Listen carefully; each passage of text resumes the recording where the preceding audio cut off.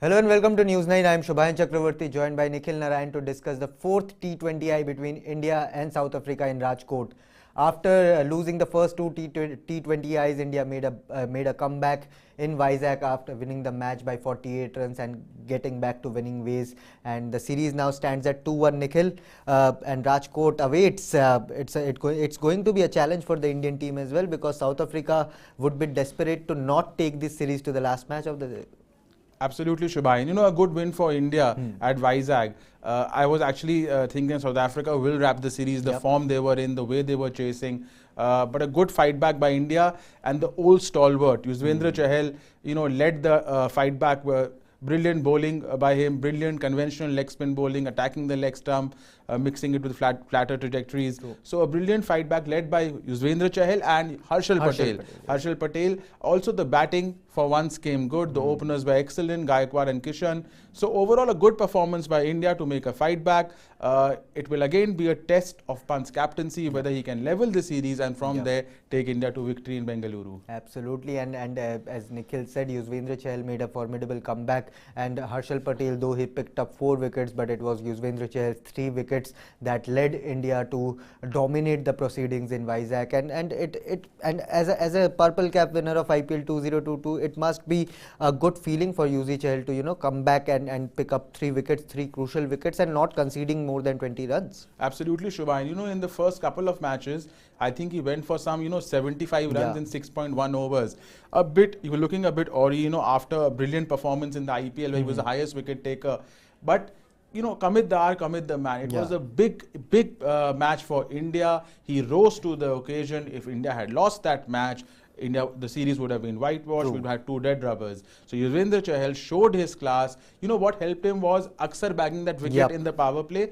Then he was introduced in the next over. He induced an edge of Riza Hendricks, which sort of Pant could not grab and did not go to first slip. But then after that, he was in the next over within the power play. Then the 8th over, he bagged 2 wickets. South Africa were 59 for 4, and then India already had a more than 85% chance of winning the match. And then later he came back and dismissed Klaasen, the hero of the last match, and wrapped up the match for India. So a top-class performance by Yuzvendra Chahal. For me, he's certainly the best leg spinner in limited overs in the world currently. Absolutely, and massive props to Akshar Patel as well. The way he made his comeback after conceding, after going for runs in the first 2 T20Is.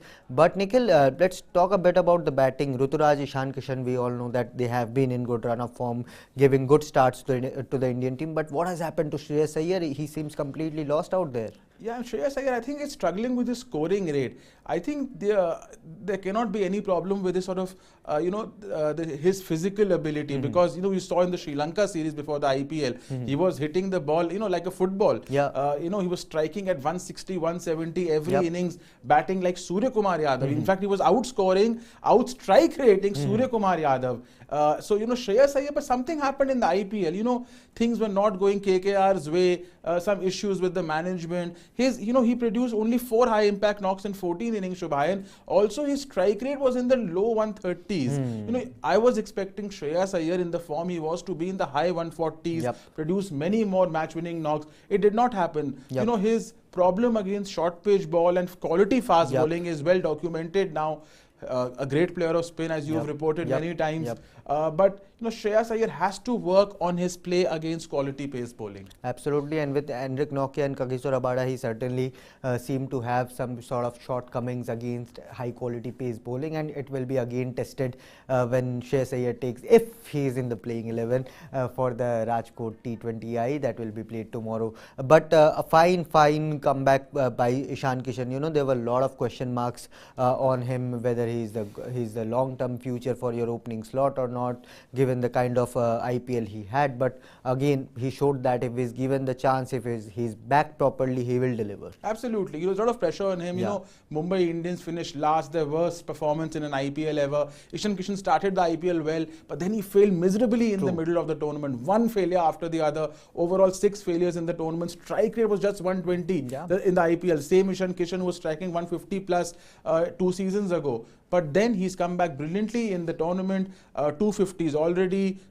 For me, the most significant number is his strike rate. He's striking at above 150, Shubhayan, in this tournament. So, that attacking instinct is back. He's going all out and he's succeeding. Currently, I think he is India's #1 reserve opener after Rohit and Rahul. But Rahul is not fit. Rahul is missing the test match, right? So he will be opening in the Ireland T20Is as well. He will be opening in the Ireland T20Is. And maybe in England ODIs and T20s as well. Maybe if they want to rest Rahul further, he doesn't recover, maybe. So maybe the Mumbai Indians pairing is back. so a good couple of months for Ishan Kishan out there, and if he can really continue his run scoring form, then it will be very, very difficult for the Indian team management to decide. But interestingly, Ishan was asked about when KL Rahul and Rohit return to the 11, what kind of approach he has in the training session, and he said, I just can't ask Rohit Sharma and KL Rahul to drop themselves because they are the bigger players out there. But Ishan Kishan, the kind of approach, the kind of intent he has shown, maybe he's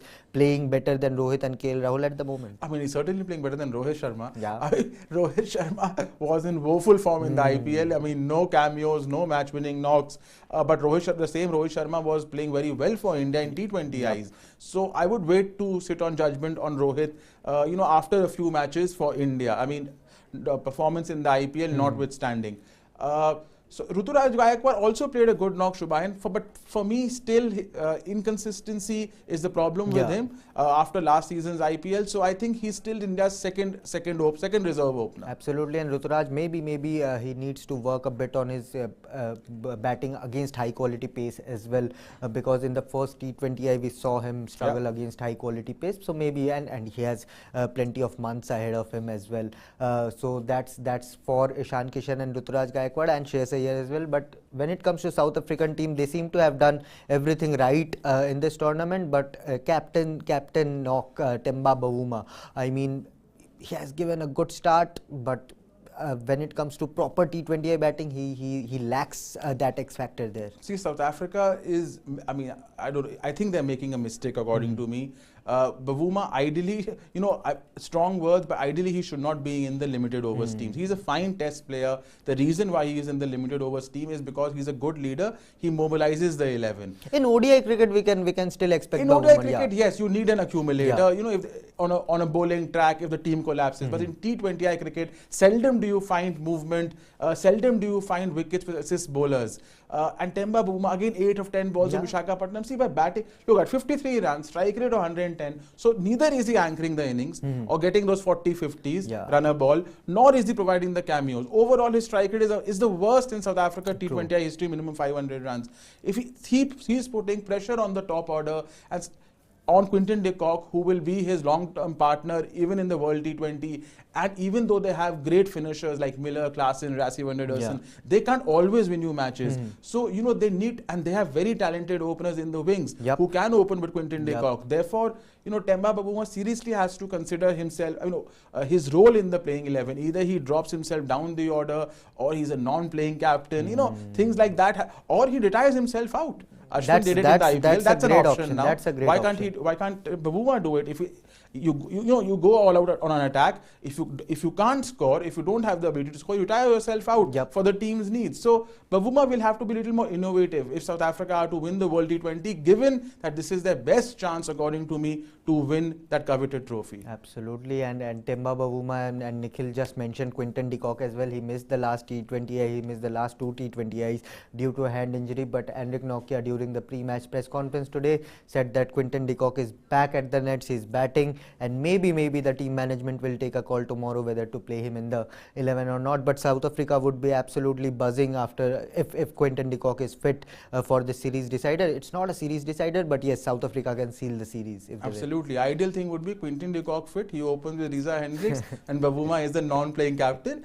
I mean, why not? I mean, you have to try innovative things, I mean, for the interests of the team. But let's see, I mean, that's a very minor possibility. But yeah, Quinton de Kock, world-class batsman across formats. He needs no introduction. He's a brilliant T20I batsman for South Africa last couple of years. IPL, we all know his exploits for Mumbai Indians when they won in 19 and 2500 plus even runs. For LSG, I think he was second highest scorer.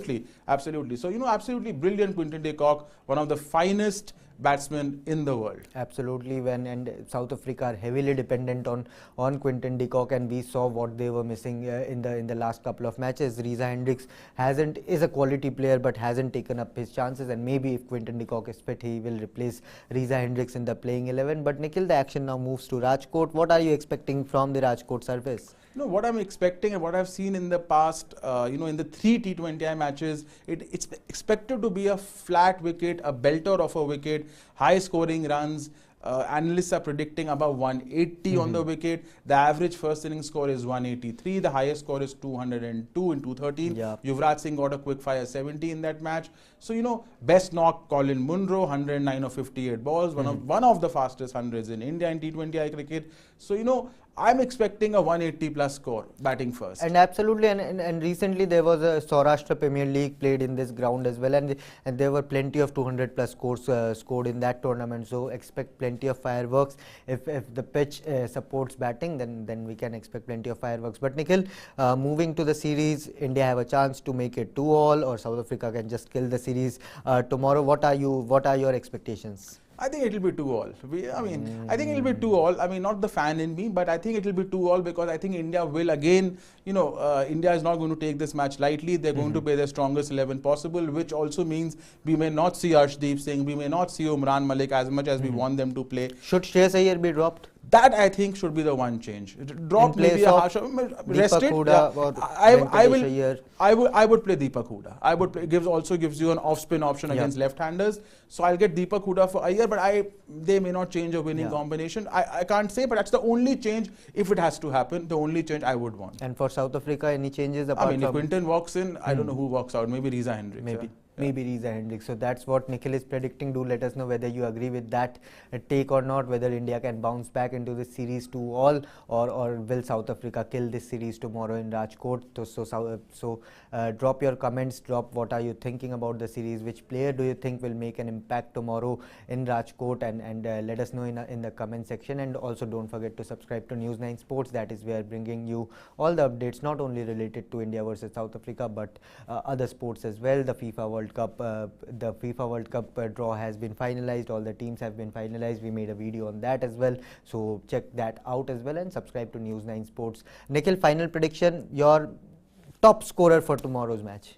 Top scorer for tomorrow's match, good question. I think it's going to be Ruturaj Gaikwad. Oh, Nikhil is backing Ruturaj Gaikwad again. Do let us know whether you think Ruturaj Gaikwad will be the top scorer of the match, or whether someone else comes in and takes that accolade. Obviously, Nikhil is predicting Ruturaj Gaikwad to do the heavy scoring there. So thank you so much, Nikhil, for joining, and we'll be back again tomorrow, maybe before the match starts, and give you all the updates relating to the Rajkot T20I. And for now, thank you so much for watching, and don't forget to subscribe to News9 Sports. Thank you.